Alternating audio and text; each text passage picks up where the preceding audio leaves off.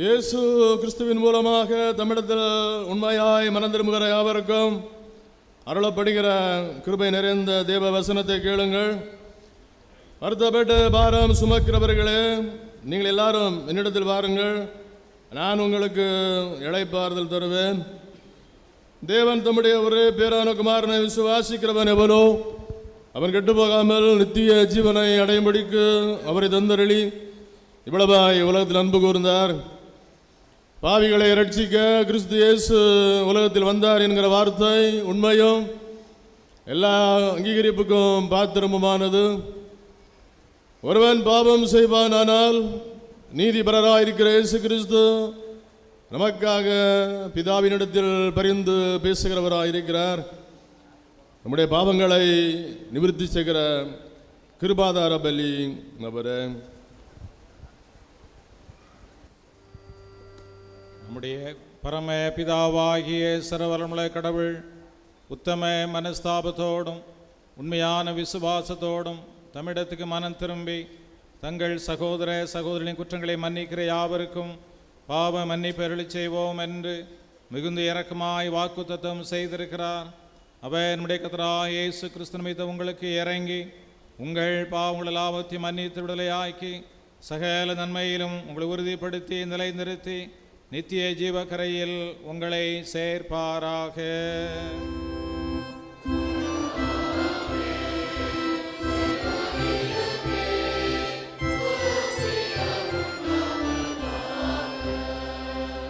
கர்த்தர் உங்களோடு இருப்பாராக.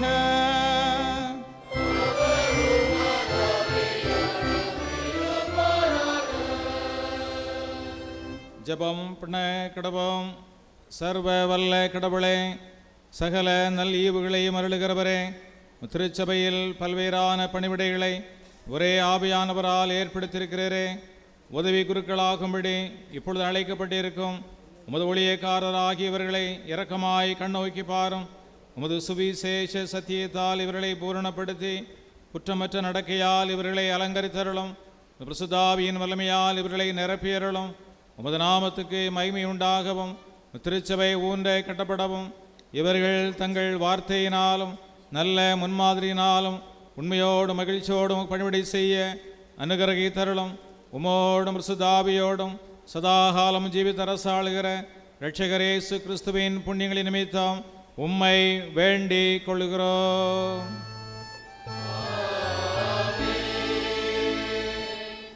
சுக்காருங்கள். வேத பாடம் வாசி. பழைய ஏற்பாட்டு பகுதி ஏசாயா தீர்க்கதரிசன புஸ்தகம் 60ஆம் அதிகாரம் 1ஆம் வசனம் முதல் 7ஆம் வசனம் வரை அடங்கிய தேவனுடைய வார்த்தையை வாசி கேளுங்கள். ஏசாயா 60ஆம் அதிகாரம் 1ஆம் வசனம் முதல் 7ஆம் வசனம் வரை. எழும்பி பிரகாசி, உன் ஒளி வந்தது, கர்த்தருடைய மகிமை உன்மேல் உதித்தது.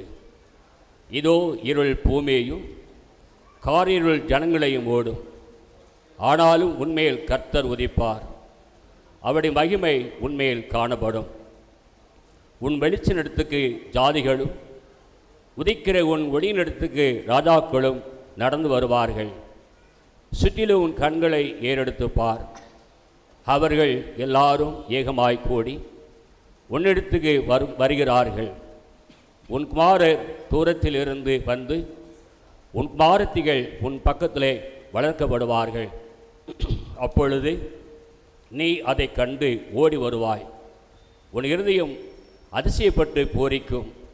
கடற்கரையின் தள்ளான கூட்டம் உன் வசமாக திரும்பும். ஜாதிகள் பலத்த சேனை உன்னிடத்துக்கு வரும். ஒட்டகங்களின் ஏராளமும் மீதியான் ஏபாத் தேசங்களின் வேகமான ஒட்டகங்களும் உன்னை மூடும். சேபாவில் உள்ளவர்கள் யாவரும் பொன்னையும் தூப வர்க்கத்தையும் கொண்டு வந்து கர்த்தரின் துதிகளை பிரசித்தப்படுத்துவார்கள். கேதாரின் ஆடுகளெல்லாம் உன்னிடத்தில் சேர்க்கப்படும். நெபாயோத்தின் கடாக்கள் உன்னை சேவித்து அங்கீகரிக்கப்பட்டதாய் என் பலிபீடத்தின் மேல் ஏறும். என் மகிமையின் ஆலயத்தை மகிமைப்படுத்துவேன். பாடம் முடிந்தது.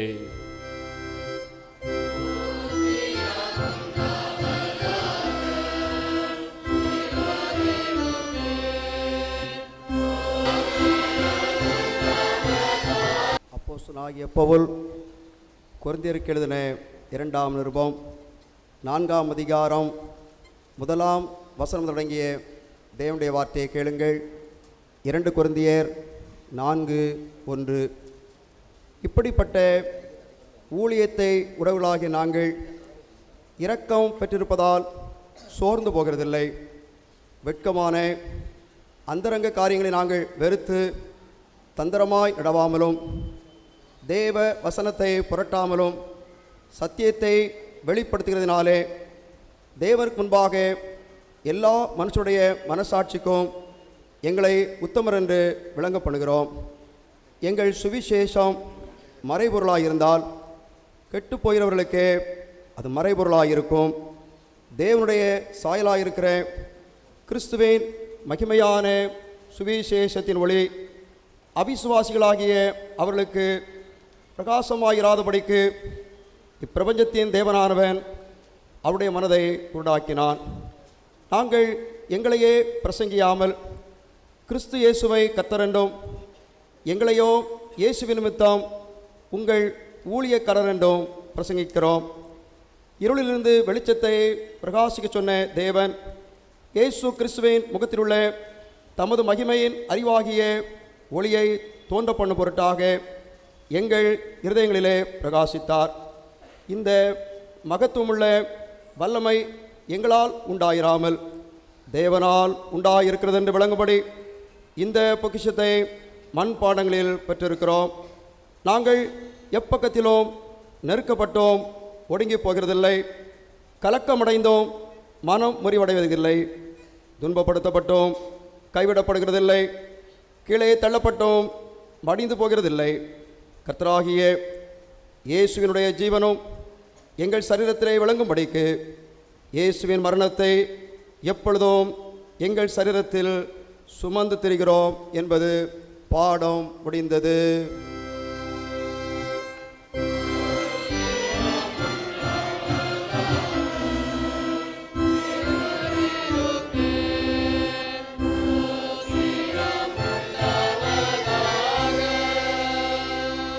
வாசிக்க வேண்டிய சுவிசேஷ வாக்கியம் பரிசுத்த மத்தேயு எழுதின சுவிசேஷம் 28ஆம் அதிகாரம் 16ஆம் வசனம் அடங்கிய தேவனுடைய வார்த்தையை கேளுங்கள். மத்தேயு 28:16 வசனம் முதல். 11 சீடர்களும் கலிலேயாவிலே இயேசு தங்களுக்கு குறித்திருந்த மலைக்கு போனார்கள். அங்கே அவர்கள் அவரை கண்டு பணிந்து கொண்டார்கள். சிலரோ சந்தேகப்பட்டார்கள். அப்பொழுது இயேசு சமீபத்தில் வந்து அவர்களை நோக்கி, வானத்திலும் பூமியிலும் சகல அதிகாரமும் எனக்கு கொடுக்கப்பட்டிருக்கிறது. ஆகையால் நீங்கள் புறப்பட்டு போய் சகல ஜாதிகளையும் சீடராக்கி பிதா குமாரன் பரிசுத்தாவின் நாமத்தினாலே அவர்களுக்கு ஞானஸ்நானம் கொடுத்து நான் உங்களுக்கு கட்டளையிட்ட யாவையும் அவர்கள் கைக்கொள்ளும்படி அவர்களுக்கு உபதேசம் பண்ணுங்கள். இதோ உலகத்தின் முடிவு பரியந்தம் சகல நாட்களிலும் நான் உங்களுடன் கூட இருக்கிறேன் என்றார். ஆமீன்.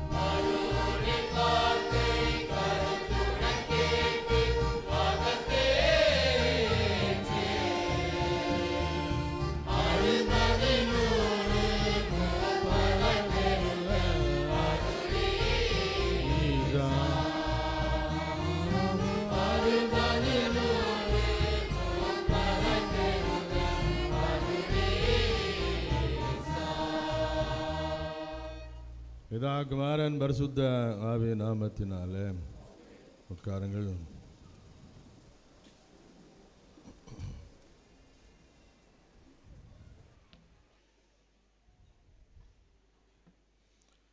நம்முடைய பிதாவாகிய தேவனாலும்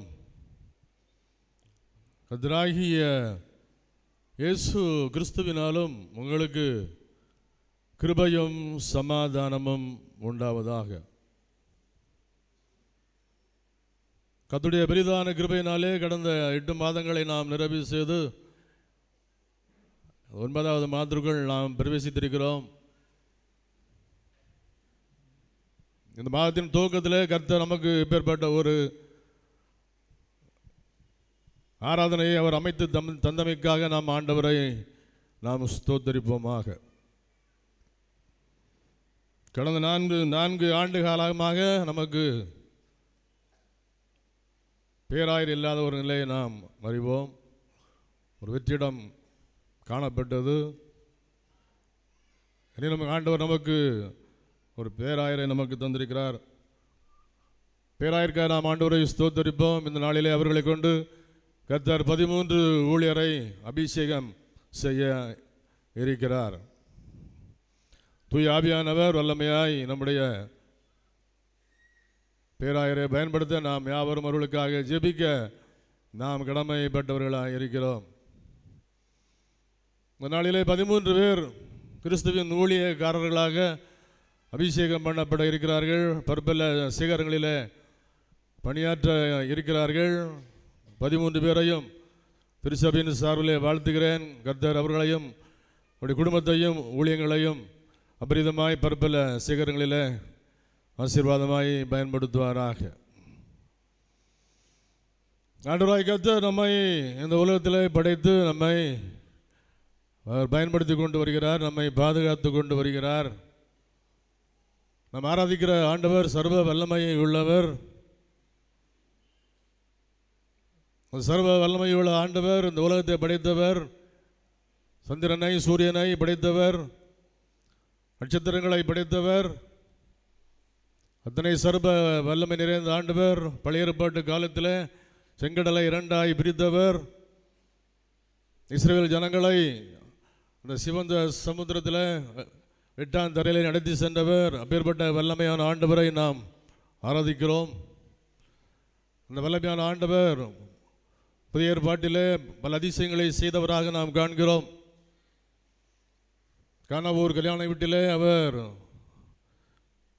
தண்ணீரை ரசமாய் மாற்றின சம்பவம், இயற்கை மேல் அதிகாரம் கொண்டு இயற்கையை பார்த்து இறையாதே அமைதலாயிரு என்று சொல்லி ஆண்டவர் இயற்கையை அதிகட்டினி சம்பவம். அப்பேற்பட்ட ஆண்டவரை நாம் ஆராதிக்கிறோம், பணிந்து கொள்கிறோம், அவரை நாம் பிரசங்கிக்கிறோம், அவருக்கு நாம் பணிவிடை செய்கிறோம். அந்த ஆண்டவர் துதியின் மத்தியில் வாசம் செய்கிற ஆண்டவராய் காணப்படுகிறார். துதியின் மத்தியில் வாசம் செய்கிற ஆண்டவர் நம்மிடம் எதிர்பார்க்கக்கூடிய காரியம், நாம் அவரை துதிக்க வேண்டும், அவரை ஆராதிக்க வேண்டும், நம்முடைய உள்ளத்திலிருந்து நாம் அவரை பாட வேண்டும் என அவர் விரும்புகிறார். 150ஆம் சங்கீதத்தை நாம் பார்க்கும் பொழுது, இக்கால துணியோடு கர்த்தரை துதியுங்கள், ஓசையுள்ள கைத்தாளங்களோடு கர்த்தரை துதியுங்கள், பேரோசையுள்ள கைத்தாளங்களோடு ஆண்டவரை துதியுங்கள், வீணையோடு துதியுங்கள், தம்பரோடு துதியுங்கள் என்று ஆண்டவர் சங்கீதக்காரன் மூலமாக நமக்கு வலியுறுத்துகிறார். சுவாசமுள்ள யாவும் கர்த்தரை துதிப்பதாக. ஆண்டவரை கர்த்தர் நம்மை படைத்ததின் ஒரே நோக்கம், நாம் அவரை புகழ வேண்டும், அவரை பாட வேண்டும் என்று சொல்லி. எனவே நம்மை படைத்த ஆண்டவர் நாம் அவரை பாடி மகிமைப்படுத்த வேண்டும் என விரும்புகிறார். இந்த ஜனத்தை எனக்கென்று ஏற்படுத்தினேன், அவர்கள் என்னுடைய துதியை சொல்லி வருவார்கள் என்று ஆண்டவர் நம்மிடம் துதியை எதிர்பார்க்கிறார். நாம் யாவரும் அவருடைய பிள்ளைகளாக இந்த உலகத்திலே வாழ்ந்து கொண்டு வருகிறோம். ஆண்டவர் நம்மிடம் எதிர்பார்ப்பது துதி. எனவே துதியின் மத்தியில் வாசம் செய்கிற இயேசுராஜாவை நன்றியுள்ள இருதயத்தோடு நாம் துதிக்க கடமைப்பட்டவர்களாக இருக்கிறோம். அவர் நேற்றும் இன்றும் என்றும் மாறாதவராக நமது வாழ்விலே செயல்படுகிறார். உண்மையில் உள்ளவராக செயல்படுகிறார். அந்த உண்மையுள்ள தெய்வத்தை, நேற்றும் இன்றும் மாறாத தெய்வத்தை, நம்பினோரை கைவிடாத தெய்வத்தை, நாம் யாவரும் கரங்கொட்டி உற்சாகமாய் பாடி ஆண்டவரை நாம் மகிமைப்படுத்துவோமா? Follow the TV.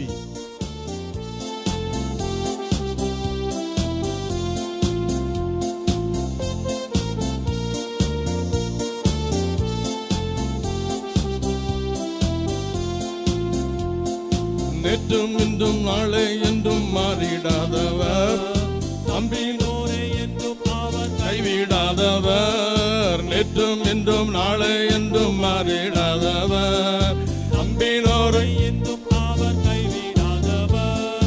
நம்பத்தக்கவர், உண்மையுள்ளவர், சொன்னதை செய்பவர். நம்பத்தக்கவர், உண்மையுள்ளவர், சொன்னதை செய்பவர். பொய் சொல்ல ஒரு மனுஷன் அல்ல, மனமார மனு புத்திரன் அல்ல. பொய் சொல்ல ஒரு மனுஷன் அல்ல, மனமார மனு புத்திரன் அல்ல. நம்பத்தக்கவர்,